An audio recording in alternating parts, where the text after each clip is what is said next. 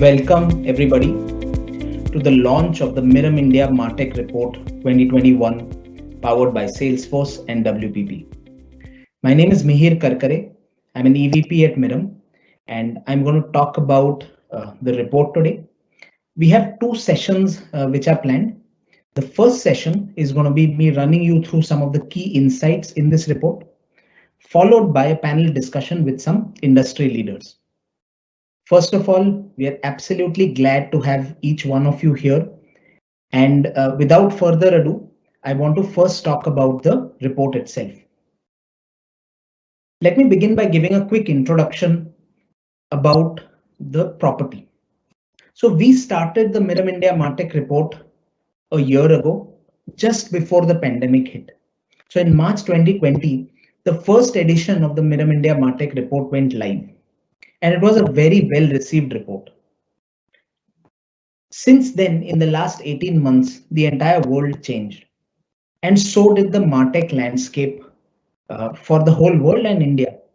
And therefore, we thought now is the right time for us to put out the second edition of the report. And this time, of course, we went bigger than ever before. So as you can see, this report is powered by Salesforce and WPP, and it's based on research which is administered by Kantar. So without further ado, let me jump into the report itself. So what's the kind of research background? The objective that we wanted to do was to understand the current Indian landscape and how brands are adopting marketing technology and what are some of the challenges and opportunities that they face in this adoption journey. The methodology for the report was it was a quantitative survey, it was done online, and the coverage was pan-India. The respondents were across various different types of businesses. We had actually planned for around 250 responses because we were talking only to decision makers, as you can see. We ended up getting 279 responses, so that's a very healthy size. And also, we covered pretty much every industry that one can think of. So that's the research background. If you look at the profile of the people we spoke to, you see a very, very broad cross section of people, right? Right from cross section of organizations, I should say. So right from the employee strength of the organization, the business type, the job title, and as you can see, again, focuses extensively on decision makers as well as on the industry type, right? So pretty much every single type of industry that we can think of, right? Now, once the responses to the survey were analyzed, some very important findings came to light.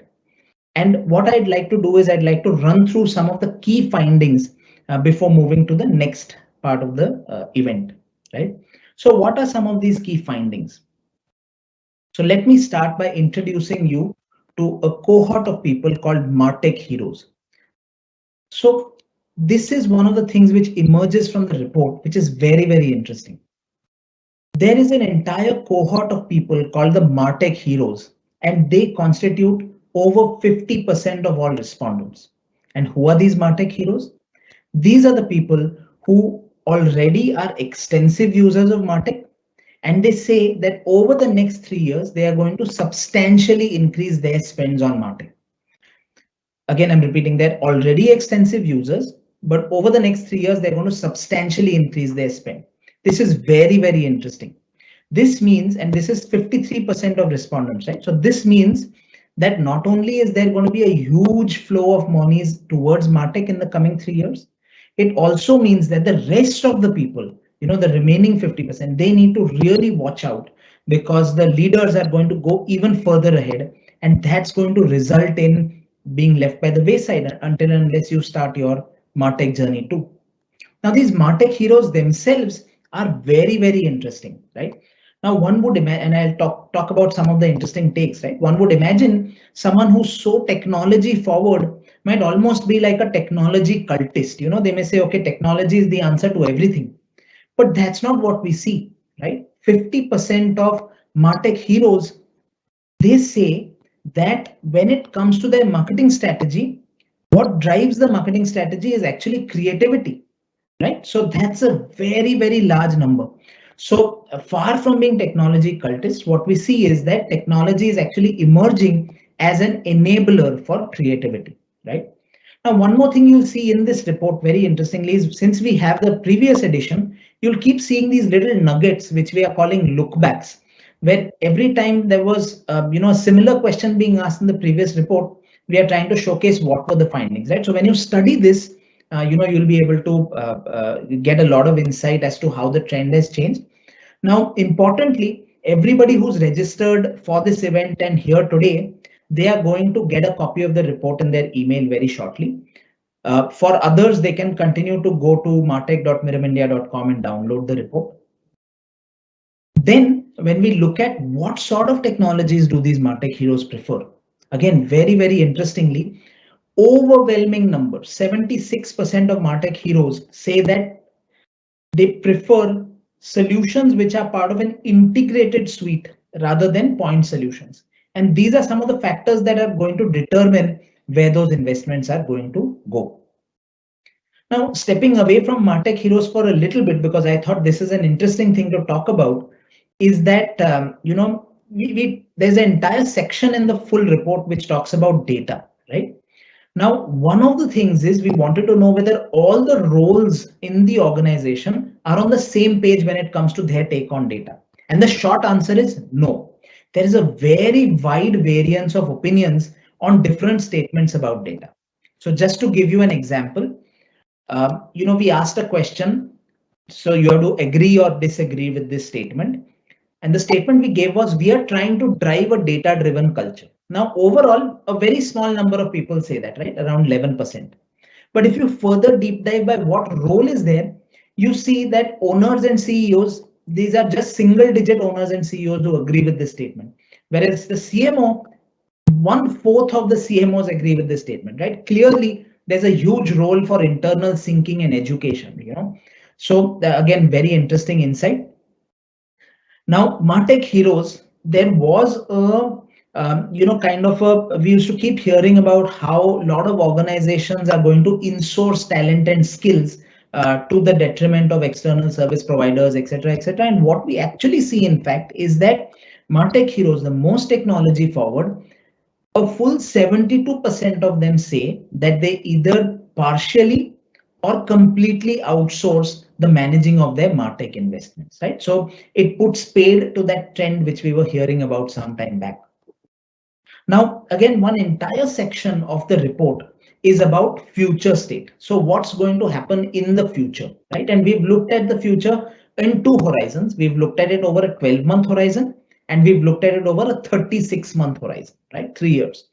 And in the 12-month horizon, we asked people, what are the key technologies that your organization will focus on investing in the next 12 months?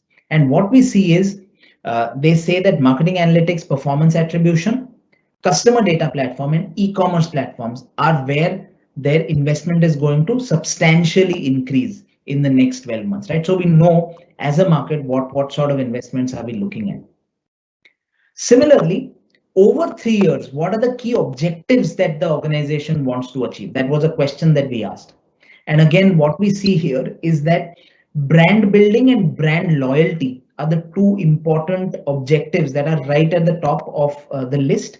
And we see again, interestingly, even last year, brand building featured in this list at the top of this list, right? So we are seeing some trends emerge. Then we say, so like we spoke about objectives, we say, okay, what are some of the opportunity areas over the next 3 years, right? And here what we see is similar to the importance we see around creativity. Here we see, for example, the top most opportunity area is creating compelling content for digital experiences. And overall, 52% people say that this is their topmost initiative.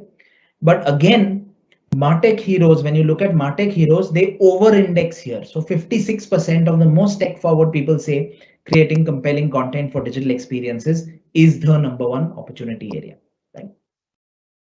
Now, let's look at the ecosystem a little bit. So what we see is who is starting the conversation around Martech within the organization. And we are seeing that 47% of respondents say that the top management, which is founder, co-founder, managing director, CEO, are the ones who are starting the conversation. So it's no longer starting at a functional level. It is starting at the level of the board of directors, the founders, and so on and so forth, right? Similarly, another ecosystem trend that we see is when we ask people that while hiring for your organization's MarTech team, what are the top skills that you are looking at in the person you're trying to hire? And the overwhelming number of people say that creativity is the absolute top skill. 77% of people say that creativity would be one of the top skills, right? So this is something which is, for everybody in the ecosystem, an important point to look forward to, right? So these were just some of the highlights. The report, of course, delves way deeper into all of these types of questions. But that's not all. The other thing that we did in the report was we invited some guest authors to actually share their point of view about many of these findings. And you'll see some of the guest authors here. So please definitely feel free to spend time with their opinions, which you will find in the report, right? So that's a little bit about the report itself. And I know what everybody here has been waiting for, and that is, of course, the panel discussion. And this panel discussion is something that will be moderated by Harish Tibrewala, Joint CEO of Mirum India. We have a great set of panelists who are present with us today. We have Mr. Kurush Irani, who's president of Bajaj FinServe, Ms. Dipali Nair, who's the chief marketing officer of IBM India and South Asia. Neil Stewart is here, who's the global CEO of Wunderman Thompson Commerce and Wunderman Thompson Technologies. We have Yashdeep Vaishnav, Vice President and Head DX Business for Salesforce India. And we have Tushar Vyas, who's President, Group M, South Asia. And they're going to talk about the topic given here, which is Martech Heroes, how this new breed of organizations are embracing technology to supercharge their marketing. And without further ado, I want to pass the baton to Harish to start the panel discussion. Harish, over to you. Hi everyone. I'll request the panelists to put on their cameras so we can start the panel discussion. Thanks me for giving us the download and introduction about the report. Me took us through a few slides. The entire report is more than 60 pages. So I encourage you to go and download the report and have a look at the entire report. Welcome to all the panelists. You are here today. And we'll start the ball rolling by addressing this first question to Kurush. Kurush, in this report, we see a new cohort of people called the Martech Heroes that are emerging. Essentially people who have made investments in marketing technologies, who are seeing ROI, and who intend to continue making those investments. And I think one of the first names that comes to mind as a Martech hero is probably Bajaj Finance. Do you want to talk to us? How does Bajaj Finance leverage these technologies for its market leadership? Can you share some thought on that? Harish, good afternoon, and thank you for having me here. And good day to all my fellow panelists. You've been very generous in your call out, Harish. We'll accept that humbly, but we still have a long way to go in this journey. I hope I'm audible to all. Yeah. It's coming across clearly. So Harish, I think we still have a very long way to go. We have, in our view, we have taken baby steps. This is a journey that has been on for the last few years. We started with the web. Now we're doing a lot of the similar stuff on our own app, and continually, how do we get both all the digital properties, whether it's on the web as a logged in property or as a non-logged in property as an app, and how do we build logics so that the customer sees continuity in their journey or in their experience. So towards this, I think Mihir called it out very well. A lot of the time was spent more in terms of being clear on what is the strategy, how do we want to engage with the customer, how do you get singularity from a customer perspective, and then frankly, tools are what enable you to make it happen, right? So there is no dearth of technology available. The challenge is that, do you have clear view on data? Do you have clear view on how data comes together and how do you use it to execute from their perspective? I think that continues to be in our minds, a key differentiator and something that we need to continue working on.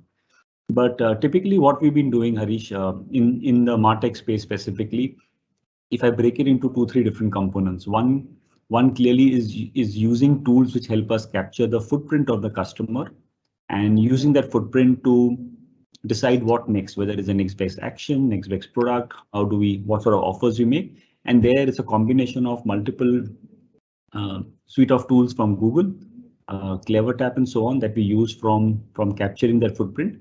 And then what do we do beyond that? And there again, like I think Mihir called out, behind those tools, it's defining those events. Which events matter? Where do I want that trail to be created?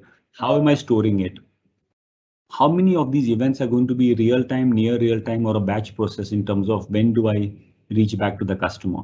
And oftentimes we think that real time events are easily executed, but there's a lot of technology infrastructure, whether it's the webhooks you have, the data flows. And Harish, we work in the space which is more of lending. So in our space, there are rule engines at the back. There is eligibility criteria to be looked into. So oftentimes it's about using a lot of data algorithms and rules at the back also in terms of what are the customized offers you make. Again, simple examples like even say if I take something like a banner or the communication, how can I customize the banner? Instead of having a static banner, what does Harish see versus what is Neil seeing, Tushar seeing? What are the different banners? How are they customized? How does it come into play? So again, mix of different products, whether it's Adobe AEM, whether it's some homegrown creative suites in terms of what types of creatives we come up with to engage with customer in a language of their choice. All of these come into play.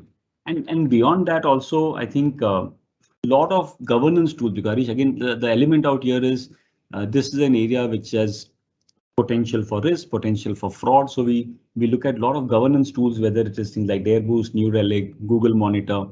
And these are the tools that we keep deploying in our assets to monitor performance, to monitor breakages, to monitor KPIs, and keep taking corrective actions. So I would agree with what Mihir shared earlier. A lot of it is just getting your upfront clarity on strategy. How do you have the right data? What is the creativity you apply from an approach, from a continuity, from a singularity perspective? And then there are multiple tools that we use. Yash would know we are a big user of Salesforce at the backend. So a lot of our stuff invariably touches Salesforce from a loan origination as well as from a rule engine perspective. And that's what we keep working on. So long story short, multiple of tools, but more than the tools is the thought process. It's keeping the right KPIs, tracking to it. And I think the journey, we have taken some steps. We still have a lot to learn and a lot to progress on this, Harish. Thanks, Purusha. So basically what I'm hearing is the intersection of data, creativity, and technology. All of it needs to come together. And essentially a lot of deep thought is required to make it all work in sync. And of course, you brought up the interesting question of data, and I'll come back to you a little while later with the data question. Neil, this question is for you. One of the things we see in the report is that almost 80% of the Martech Heroes seem to be having some kind of an external partner to manage the tool and do the run and operate part or the campaign management. In your opinion, what is the value that an external partner and agency brings to the brand? And if you can share some example of some success stories. Yeah, of course. And thanks for inviting me, Harish. I really appreciate the time in front of both the panel and the audience. So thank you. I think quite simply, the answer to the question is they bring a set of assets and experience that the client generally doesn't have. And whether that's because Martech is new for that organization or whether the third party organization just has more experience of working in lots of different sectors, they just have assets and experience that doesn't exist within the client. and those assets and experience can take a number of different forms.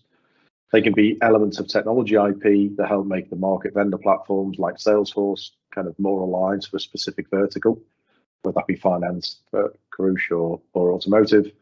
Methodologies and processes on how to run multiple personalized campaigns in parallel with each other. Data assets that we can add to a client's data sets to help drive better insights. But I think that the biggest one is a data-driven mindset. Most third-party organizations that help clients have started with a culture of being data-driven. I thought what was a really interesting stat that came out of the report was that less than 10% made significant decisions based on data. And that's quite hard, I think, to change within an organization that's established. So by bringing in that culture from outside and being more data-driven, I think really helps drive that change in the business and get the successful outcomes they need to continue the investment. I know one of the big success factors we've had in India is with a business called IDFC Mutual, where we took them through our process in India and our methodology and helped them reduce the cost of sends by 80% by better targeting and segmentation, which has the use of their data and our data. We increased the conversion rate by 1.5%. And overall, that gave the client 2 times return on investment. So I'm not so sure those results would have been delivered if the organisation had done that on their own without that external expertise to accelerate the value to market. Thanks, Neil. Yash, this question is for you. One of the things we see in the report is that the next wave of investments will be coming in CDP, and we see that every platform seems to have its own definition of CDP. So, what really, in your opinion, is CDP, and what value does it bring to a MarTech stack? Sure. First of all, thank you for having me here, Harish. Always a pleasure sharing the stage with the panelists that you have here, and lots of takeaways. To the question on CDP, I think the first thing that I would want to call out is that, just the way we had about 55-60 players when we started, right, 4-5 years ago, there are that many, probably, or half of that CDP players today in the country. So there is enough and more that's going around with regard to CDP. But in terms of the value that a CDP brings, there are very few really who do that. And I'll keep it simple. They're largely 5 steps or 5 things that a CDP essentially does. The first is obviously this is again, interestingly, I asked this question to a customer, 2.5-3 weeks ago, and I wanted to know what is it that a customer has to say, rather than me saying what's on my slides, right? So the first thing that he mentioned was around the data harmony. So they were never able to understand who is from which source of data, but CDP hopefully is solving that to an extent. So that's the first one. We all talk about the single source of truth or the customer 360, all of that. And when I asked him, are you able to actually get to the single source of truth, or are we able to deliver something as it was promised? And he said yes, to a large extent. So I think when you harmonize the data and you're able to understand that, okay, this is the same Harish who is, let's say, coming from, you heard about the technologies that, Kurush touched upon, right? But let's say coming across all of those, and it's the same customer coming from, let's say, a POS versus online versus web or so on and so forth. So that's the second part, which is creating that single source of truth. And when you are able to kind of get that single source of truth, the third thing that a CDP essentially does is you get to automatically enrich the profile. For example, if there is a set of data that is available POS versus online, and let's say I'm behaving in a certain fashion online versus offline, you then get to understand that, okay, hey, this is what I need to target this person with, because this is the second time or the third time that, I'm looking up a certain web page, right? So that's the third part. And finally, what you do is you then build segments and make sure that you're taking the right actions.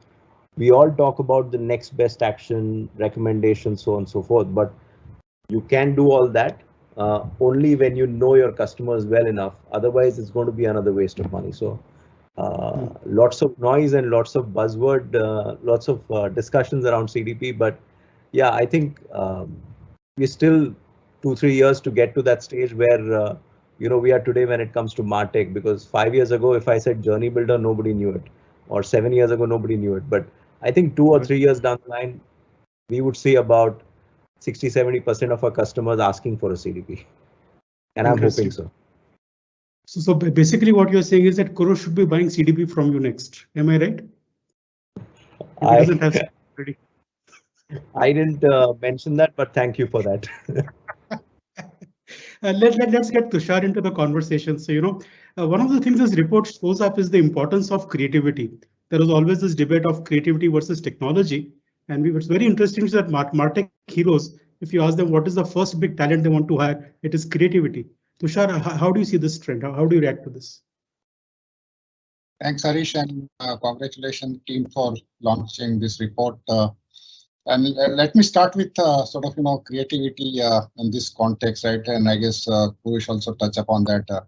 I guess somewhere we need to take a slightly broader view of creativity, and I'm highlighting this because especially marketing and advertising fraternity like to box it more into storytelling capability, right? So I guess it's a broader area.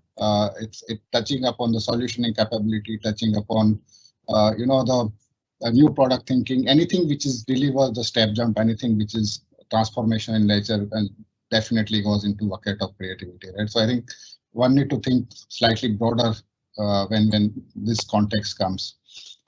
Coming back to the technology, when you apply technology to any task, it moves from a manual to mechanical kind of thing, right? So that's a change it does. So how do we apply tech to a manual task, and it will take it to next level? But when you add a creativity, it will become a magical, right? So the journey from a manual to magical, and that's what is required. So creativity will help you humanize the entire touch, and this is what brands are looking for, right? So how do I connect in a more human way?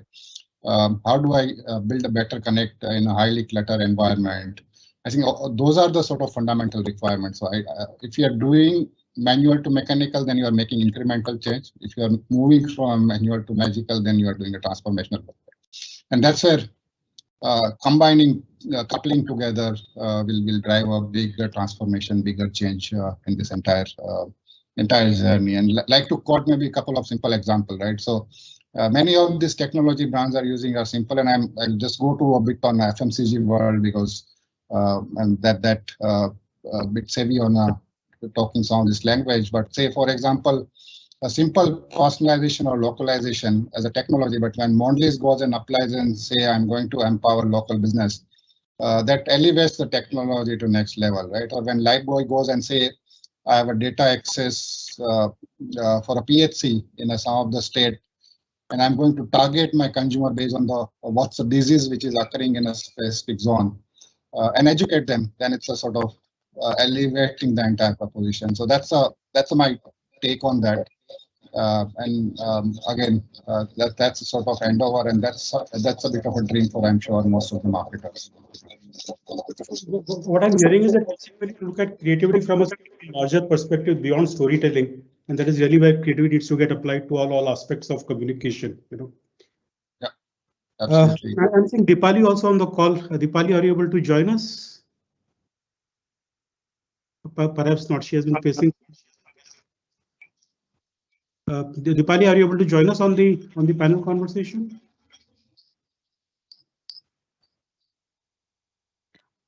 Can I ask you a question? Okay, we'll just come back to Deepali. There was some issue with the connection she was having. Kurush, I'll come back to you on the data conversation. One of the things you mentioned is that data is very, very important. And very interesting, this report shows that data continues to be siloed. It's just not coming at one place. And we've been having this conversation for many years now.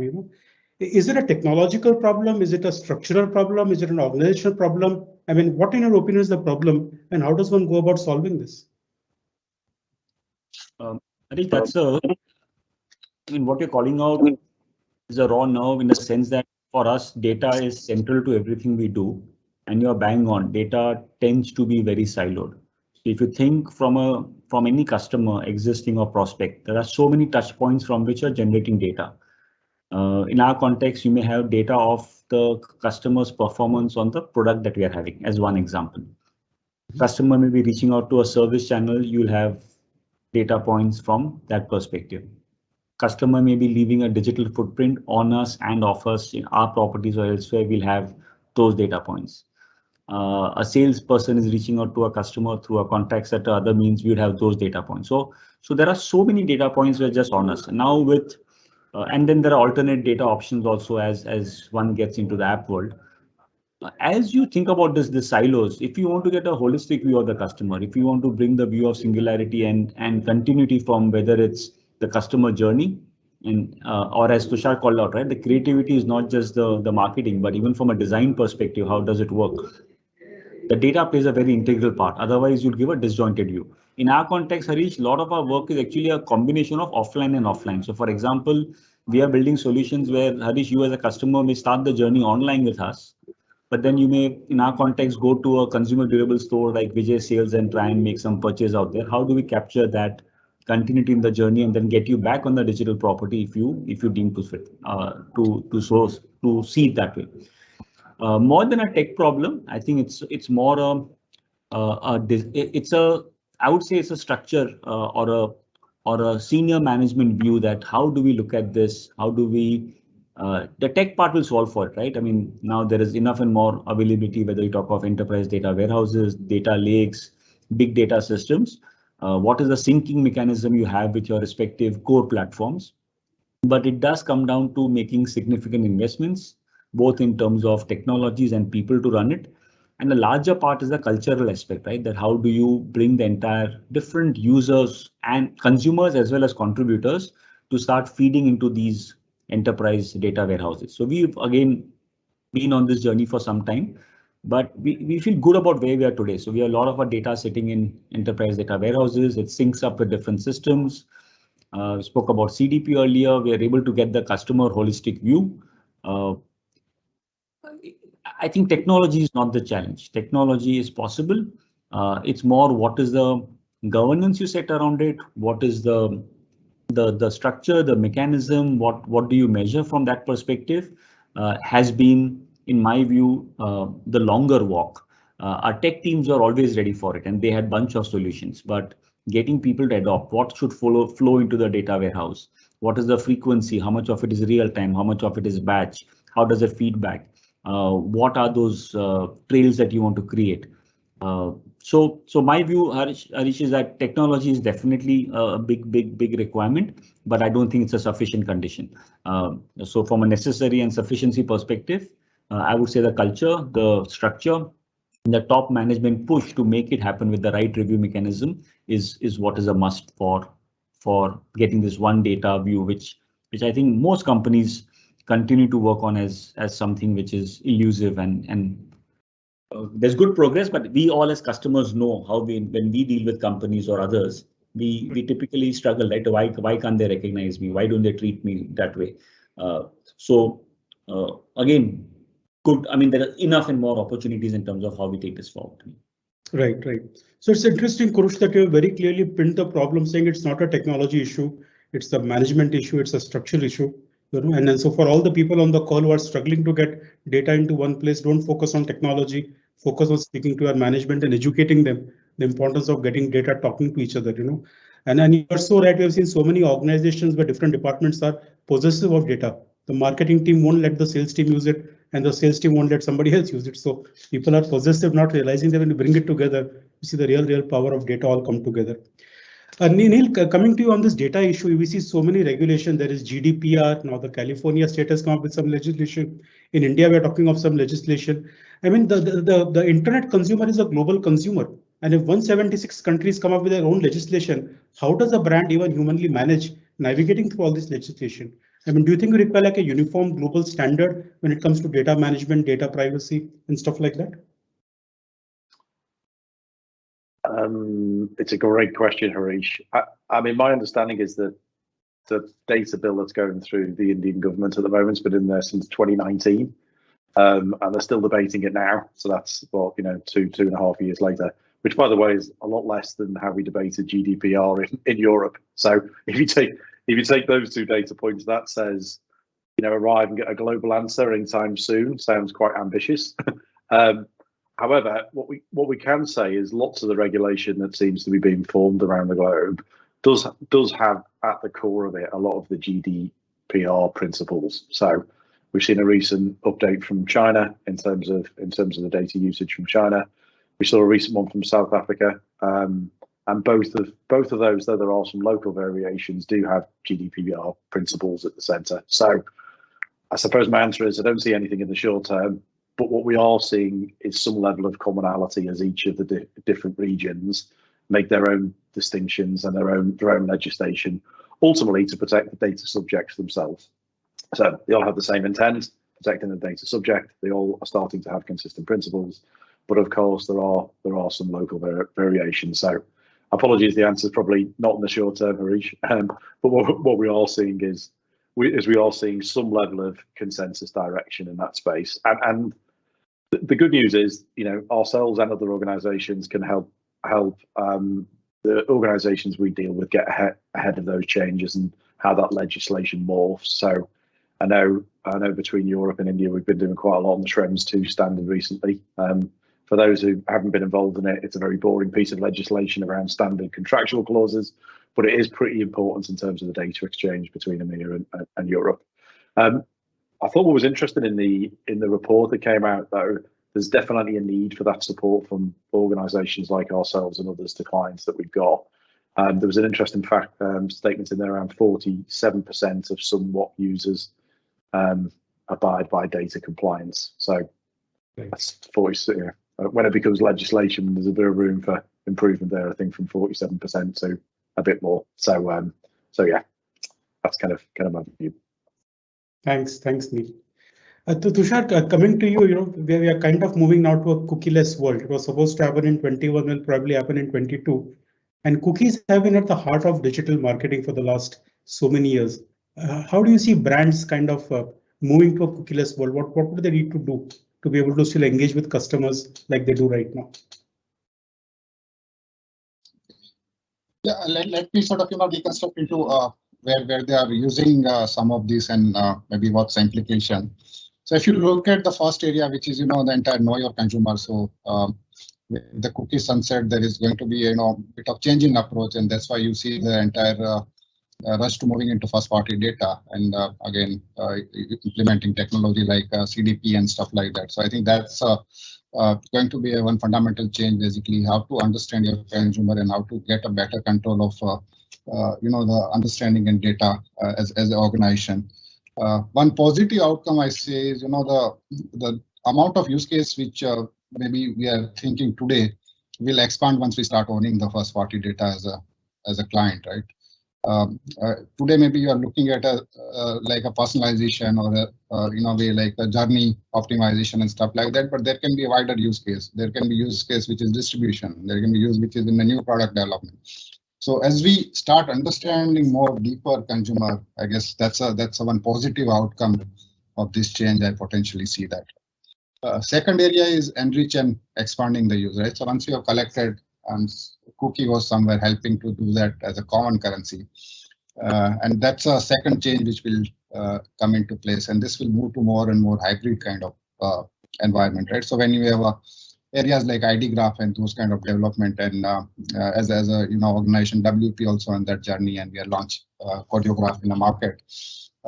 So how do we build those ID graph which help you resolve in a cookieless environment? The second component which will come up is panel data within that. So it's a bit of hybrid. When you are getting into mind measures, then you also equally rely on the panel data, and that's going to be very, very important. The third piece when you look at is activation, right? So basically, how do we connect with the platform? And that's where again things like a clean room which will come up. So there is again two kind of possibilities. One is something which is neutral in nature, who can help you connect with your client first party data to the platform like Google's and Facebook of the world. The second possibility is your platform come up with their own solution, and Google has already come up with a solution which is more into ADH kind of environment, right? So that's a trend we see, and again, as an agency like us, will be playing some critical role in connecting those and building those connectors. So either via clean room environment, or you maybe connect directly with the Google and Facebook kind of environment, and then sort of help activate those areas. Broadly, I see these three areas.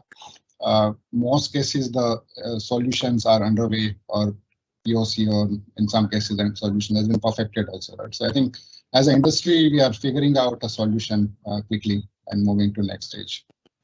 Right. Interesting to hear that. Yes, one of the things that also showed up in the report besides CDP is e-commerce. A lot of brands doing e-commerce investments. What in your experience should a brand keep in mind while adopting e-commerce as a channel for customer business or conversion? So e-commerce is the new way. Let me start by saying that, and maybe I'll take.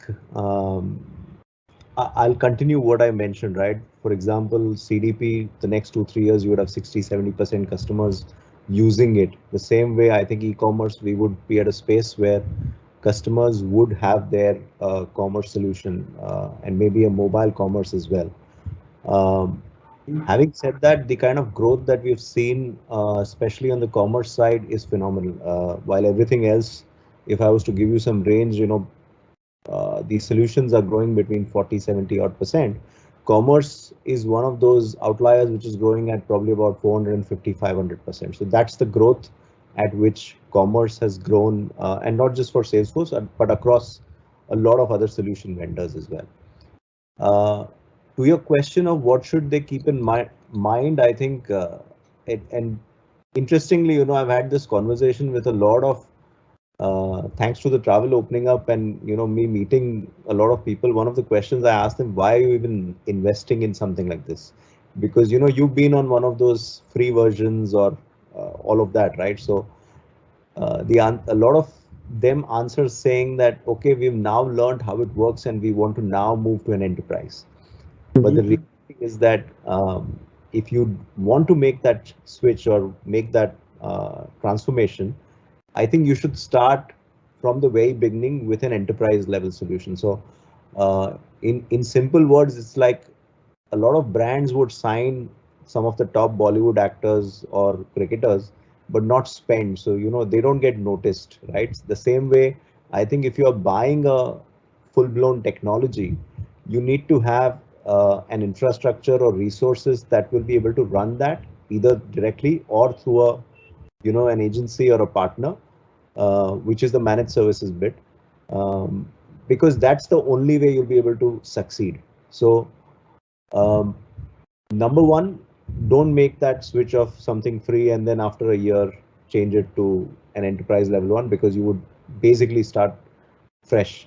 Number two would be, whenever you're investing in a technology, look at something that's a little more, so to say, enterprise scale. And when I say scale, it's not the transaction scale, but also is able to give you, a lot of things beyond just the commerce, which is standard outside of India.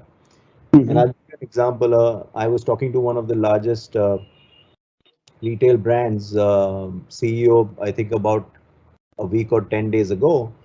And he mentioned that, look, we have XYZ, which is with the Commerce Cloud, but we don't have, let's say, something to do with a warehouse management. We don't have something to do with an order management system. We don't have something to do with returns.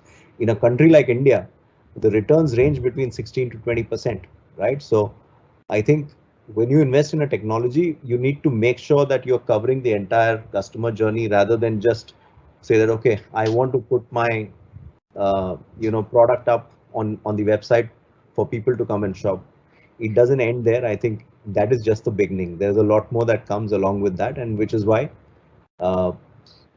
invest in the right technology, which is able to scale and also able to give you a lot of these other additional features.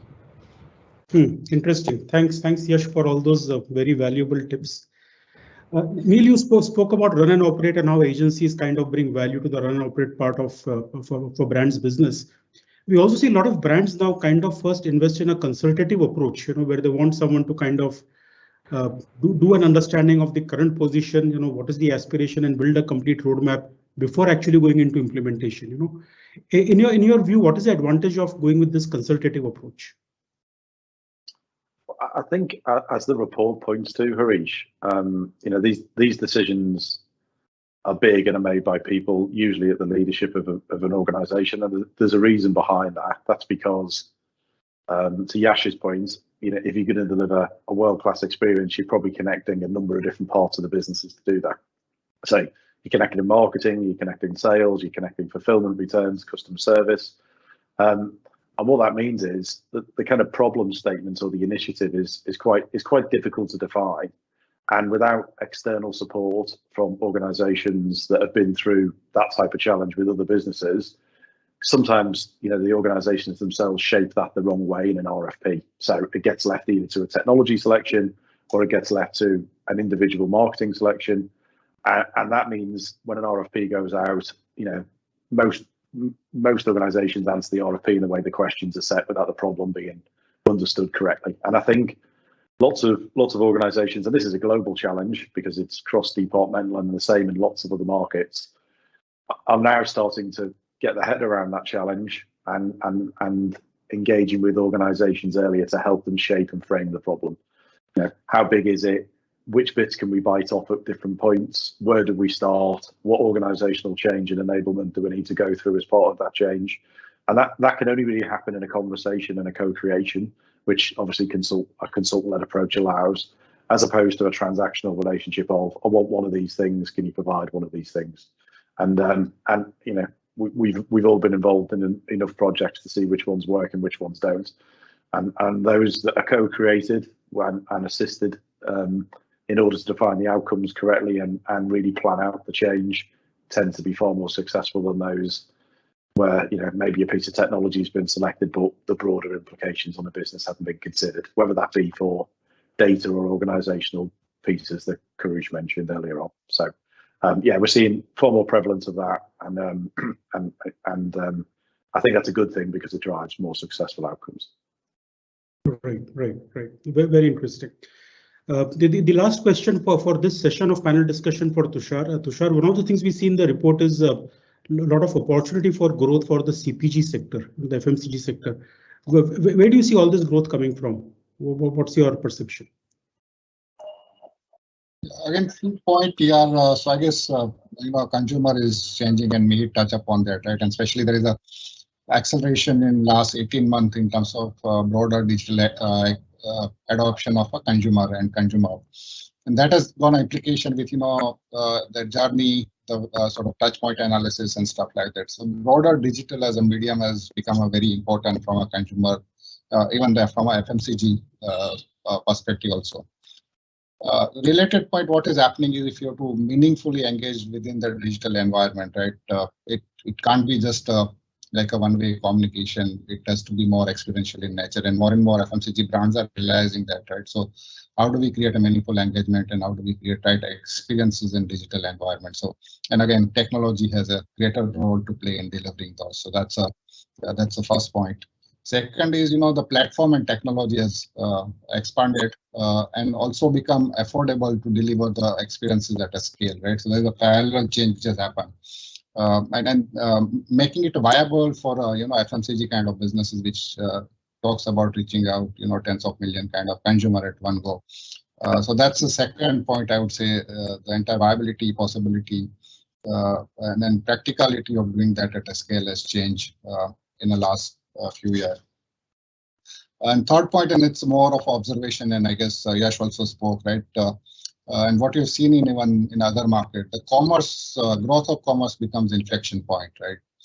When the commerce start growing, and this is the phase right now, you know, FMCG is going through. So when they start seeing the sort of digital impacting the commerce and then direct linkage with the outcome, the change start accelerating, and India as a market is going through that phase, right? So growth in commerce is definitely sort of, you know, even the post-pandemic, the kind of acceleration they've seen, the width and depth of the basket, which is happening in a grocery and FMCG kind of environment, it's exponentially.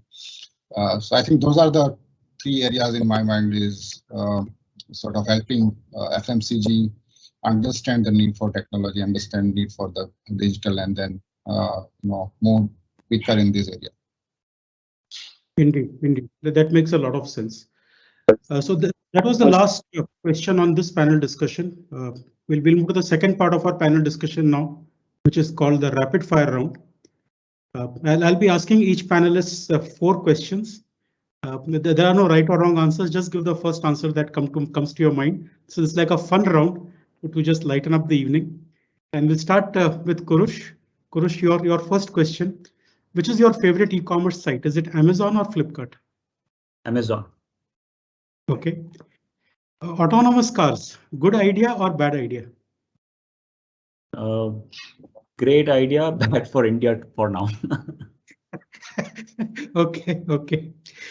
The stock market prediction for the next 6 months. You know, Sensex will be at 80,000 or 40,000. Are you a bull or a bear? My God, bear. Cautious. Eh? One company that you admire is Bajaj Finance. We definitely look up to Amazon. I mean, we keep benchmarking with them. Okay, interesting.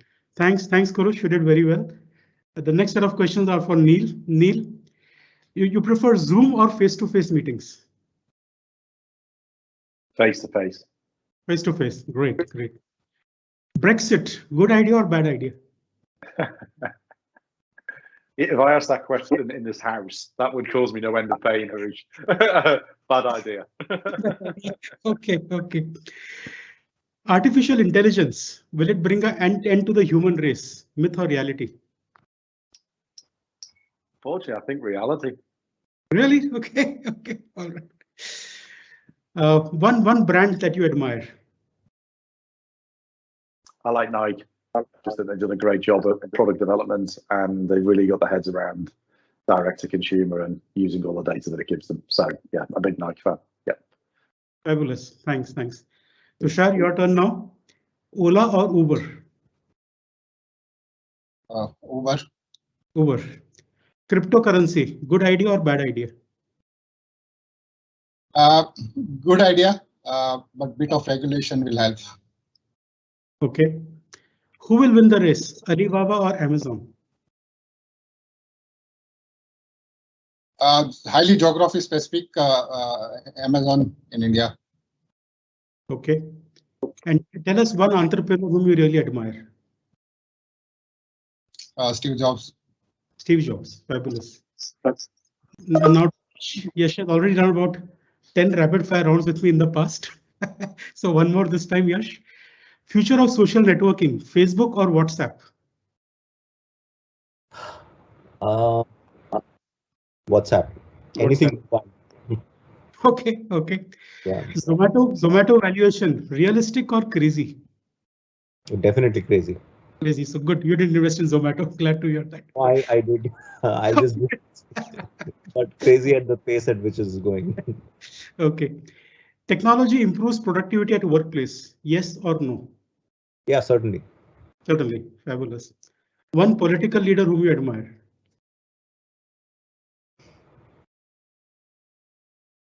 That's a very tough one. I would say none. None. Okay. Playing very safe. Huh? The recording is going on. No. I mean, I meant it. I mean, I thought hard, but I couldn't find anybody that Okay. immediately. Great. So thanks, guys. Thanks, Kurosh, Yash, Neil, Tushar. Had a fabulous conversation. Thank you for your time. Thank you for being here. I'd like to thank WPP and Salesforce also for partnering with Mirum on this Martech Report 2021. I'd like to thank all our participants and attendees. Please go to the Mirum website and download your copy of the Market Report. Thank you and bye. Thank you. Bye-bye. Thank you. Thank you.